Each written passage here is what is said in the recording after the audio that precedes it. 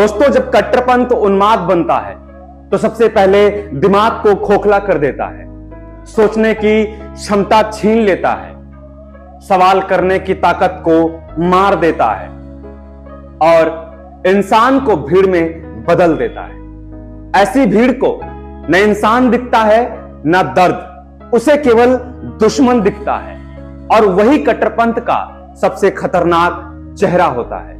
दोस्तों, जब किसी भी सभ्य समाज में भीड़ के सामने किसी इंसान को उसकी पहचान के कारण जिंदा जला दिया जाता है तो वो केवल हत्या नहीं होती, वो मानवता की सार्वजनिक फांसी होती है।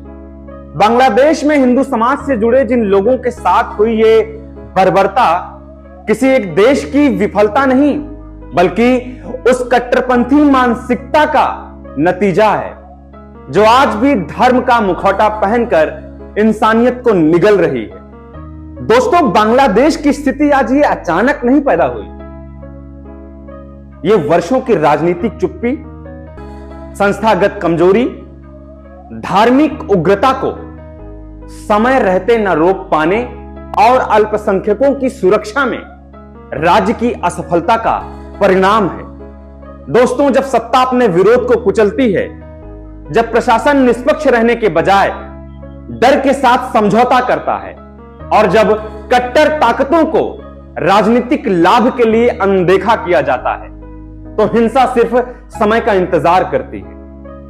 दोस्तों, आज बांग्लादेश उसी चौराहे पर खड़ा है जहां लोकतंत्र का रास्ता पीछे छूट चुका है और भीड़ का कानून आगे चल पड़ा है। अब सवाल यह नहीं है कि बांग्लादेश में क्या हुआ, असली सवाल यह है क्या हम भारत में भी उसी रास्ते की ओर बढ़ रहे हैं। आज भारत में औपचारिक रूप से लोकतंत्र है, लेकिन जमीनी सच्चाई यह है कि असहमति अब अपराध बन चुकी है। यहां सत्ता से सवाल पूछना देशद्रोह समझा जाने लगा है। दोस्तों, मीडिया का बड़ा हिस्सा सत्ता का प्रवक्ता बन चुका है और जो बोलता है उसे चुप करा दिया जाता है या चरित्र हनन का शिकार बनाया जाता है। कट्टरपंथ अब हाशिए पर नहीं है, अब वो मंच पर है, माइक पर है और कई बार सत्ता के आसपास बैठा दिखाई देता है। दोस्तों, आज भारत में धर्म शिक्षा से ज्यादा जरूरी बना दिया गया है, रोजगार से ज्यादा नारे अहम हो गए हैं, स्वास्थ्य से ज्यादा पहचान की राजनीति हावी है और सुविधाओं से ज्यादा यह तय किया जा रहा है कि कौन किस धर्म, जाति या विचार का है। दोस्तों, प्राइवेटाइजेशन इसका सबसे खतरनाक उदाहरण है। जब किसी देश की 70% हवाई सेवाएं एक निजी समूह के हाथ में चली जाए और एक निजी कंपनी के फैसले से सरकार भी असहाय दिखने लगती तो समझ लेना चाहिए कि सत्ता का संतुलन बदल रहा है। यह केवल एक एयरलाइंस का मुद्दा नहीं है, यह उस दिशा का संकेत है जहां देश की मेहनत, संसाधन और भविष्य कुछ गिने चुने हाथों में सौंपा जा रहा है। दोस्तों, आज महंगाई आम आदमी की कमर तोड़ रही है, रुपया डॉलर के मुकाबले लगातार कमजोर हो रहा है, लेकिन इन सवालों पर बहस नहीं होती।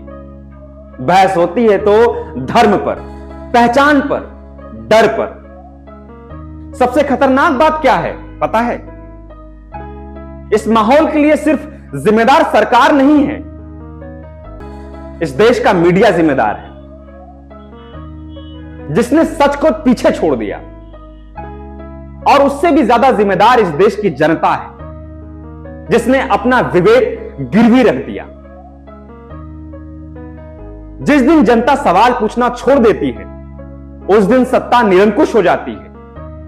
दोस्तों, नेपाल, बांग्लादेश और बीते दिनों श्रीलंका हमारे लिए सबसे बड़ा सबक है, इनसे सबक लेना चाहिए। अभी बांग्लादेश की स्थिति देखिए, ये दर्शाते हैं, ये देश बताते हैं कि जब संस्थाएं कमजोर होती हैं, जब सत्ता पर सवाल नहीं उठते और जब कट्टरपंथी को खुली छूट मिलती है तो पतन तय होता है। आप सोच के देखिए हम किस दिशा में जा रहे हैं, हम कहां तक पहुंचे हैं, हम किसकी श्रृंखला में खड़े हैं। विश्व गुरु बनने का दावा होता है, भारत को अब यह तय करना होगा, नागरिक को तय करना होगा, हम विकास के नाम पर आत्मविनाश की ओर जाएंगे या लोकतंत्र, संवाद और संवैधानिक मूल्यों को बचाएंगे। दोस्तों, मेरी ये बातें किसी एक के पक्ष में नहीं है, मेरी सारी बातें इंसानियत के पक्ष में है। सवाल यह है कि क्या हम भीड़ बनेंगे या नागरिक रहेंगे?